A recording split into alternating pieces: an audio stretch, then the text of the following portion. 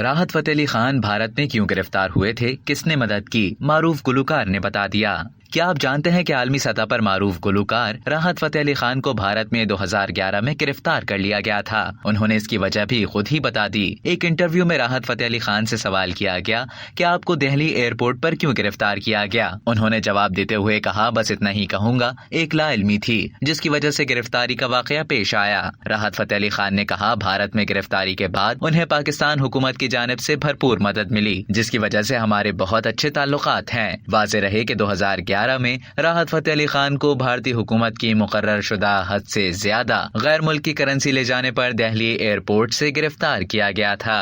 अब तक के लिए इतना ही। मजीद खबरों और न्यूज अपडेट्स के लिए डेली जंग के YouTube चैनल को सब्सक्राइब करें और Facebook के पेज को लाइक करना ना भूलें।